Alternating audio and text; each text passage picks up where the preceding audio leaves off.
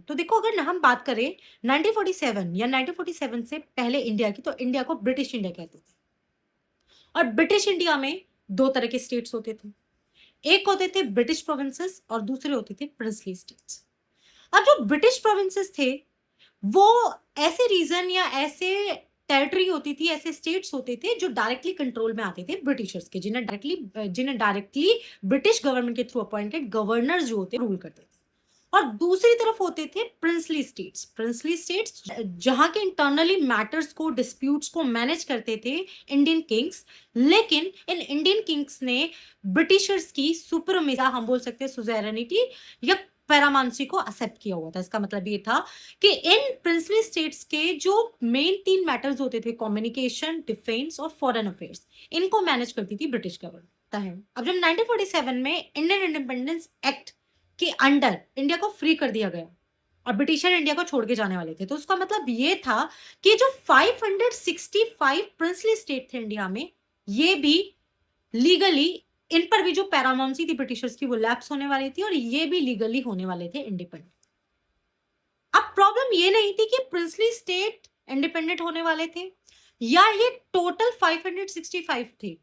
Problem ये थी कि ब्रिटिश गवर्नमेंट ने जाते जाते इन प्रिंसली स्टेट को 3 ऑप्शन दे दिए। इनको 3 ऑप्शन दे दिए कि इनकी मर्जी है, ये इंडिपेंडेंट है, कि आप अगर पाकिस्तान ज्वाइन करना चाहते हो तो पाकिस्तान को ज्वाइन करो, अगर इंडिया ज्वाइन करना चाहते हो तो इंडिया को ज्वाइन करो, और अगर आप इंडिपेंडेंट स्टेट भी रहना चाहते हो तो इंडिपेंडेंट स्टेट भी रह सकते हो। अब देखो, आप समझिए कि इंडिया में टोटल आजादी के समय 565 प्रिंसली स्टेट थे। इन टोटल 565 प्रिंसली स्टेट में से 13 जो प्रिंसली स्टेट थे वो तो पार्टीशन के टाइम पर ही पाकिस्तान वाली टेरिटरी में चले गए। लेकिन अब बचे 552 प्रिंसली स्टेट, और ये छोटे बड़े पूरे इंडिया में स्प्रेड थे। इंडिया के किसी एक रीजन में नहीं थे, किसी एक कोने में नहीं थे, बल्कि पूरे इंडिया में स्प्रेड थे। और सोच के देखो, अगर ये 552 प्रिंसली स्टेट में से कुछ स्टेट्स भी, मान लो 10 के लगभग स्टेट भी अगर इंडिया में इंटीग्रेट नहीं होते, या तो पाकिस्तान को ज्वाइन कर लेते या तो ये इंडिपेंडेंट बन जाते, तो इंडिया की यूनिटी के लिए, इंटीग्रिटी के लिए आज अगर हम 2026 भी देखें तो बहुत बड़ा चैलेंज होता। इंडिया की यूनिटी जो थी वो किसी भी हालत में इंश्योर ही नहीं हो पाती। आज जब हमारा पड़ोसी देश पाकिस्तान और बांग्लादेश हमारे लिए इतनी प्रॉब्लम क्रिएट करते हैं, तो सोचो अगर इंडिया के अंदर कोई ऐसा स्टेट होता, मान लो एक ऐसा स्टेट जो कि पाकिस्तान को ज्वाइन कर चुका होता, पाकिस्तान का पार्ट बन चुका होता और इंडिया के अंदर होता, इंडिया के टेरिटरी के अंदर होता, तो जो कितना इजी होता हमारी नेबरिंग कंट्री के लिए इंडिया में इंडिया की यूनिटी को, इंटीग्रिटी को डिस्टर्ब करना। इसीलिए हमारे इंडियन लीडर्स जो थे वो चाहते थे कि किसी भी हालत में इन प्रिंसली स्टेट्स को इंडिया में इंटीग्रेट करवा लिया जाए। और इंडिया में इन प्रिंसली स्टेट के इंटीग्रेशन की जो रिस्पॉन्सिबिलिटी थी वो दी गई सरदार वल्लभ भाई पटेल को। सरदार वल्लभ भाई पटेल जो उस टाइम के होम मिनिस्टर भी थे और डिप्यूटी प्राइम, और उनके सेक्रेटरी थे वीपी मेनन। ये वो 2 पर्सनालिटीज थी जिन्होंने इन प्रिंसली स्टेट के इंटीग्रेशन में बहुत बड़ा रोल प्ले किया। अब देखो, ये जो 552 प्रिंसली स्टेट थे, इनमें से ज्यादातर जो छोटे स्टेट थे वो इजीली इंडिया में इंटीग्रेट हो गए, लेकिन काफी सारे ऐसे स्टेट थे जो इंडिया में इंटीग्रेट होने के लिए तैयार नहीं थे। तो गवर्नमेंट ने डिप्लोमेटिक पॉलिसीज को यूज करके, डिप्लोमेटिक तरीके से प्रिंसली स्टेट थे इनको इंटीग्रेट करवा लिया इंडिया में। जो पॉलिसी अप्लाई की प्रिंसली स्टेट को इंडिया में इंटीग्रेट कराने के लिए सरदार वल्लभ भाई पटेल ने दिया, उसको कहा जाता है कैरेट एंड स्टिक। अब यहाँ पे देखो, कैरेट का मतलब क्या है। कैरेट का मतलब है कि गवर्नमेंट के वो डिप्लोमेटिक, पीसफुल तरीके, जनरस तरीके, जिनके थ्रू गवर्नमेंट ने प्रिंसली स्टेट्स को इंडिया में पीसफुली तरीके से इंटीग्रेट करवा लिया।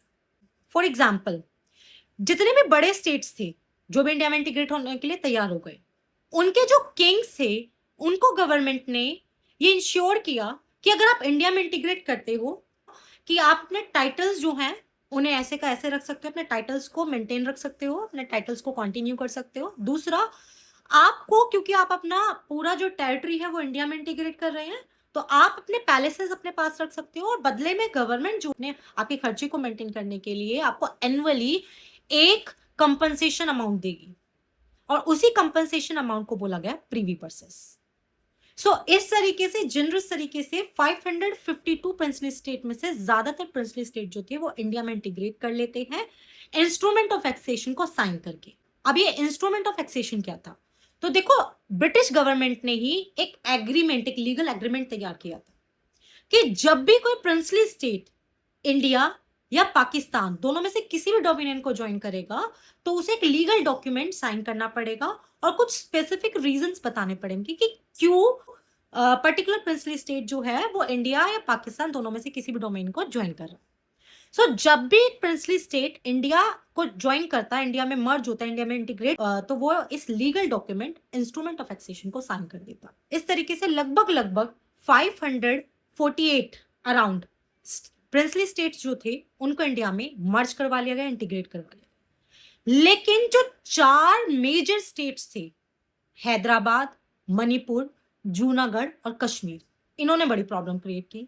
ये इंडिया में इंटीग्रेट होने के लिए तैयार ही नहीं थे और इनके लिए जो सरदार वल्लभ भाई पटेल ने वीपी मेनन के साथ मिलकर जो पॉलिसी, जो डिप्लोमेटिक तरीका अप्लाई किया, उसी को बोला गया स्टिक। यहां जो वर्ड स्टिक है उसका मतलब है कि गवर्नमेंट ने फोर्स का यूज किया इन चारों प्रिंसली स्टेट को इंडिया में इंटीग्रेट करवाने के लिए।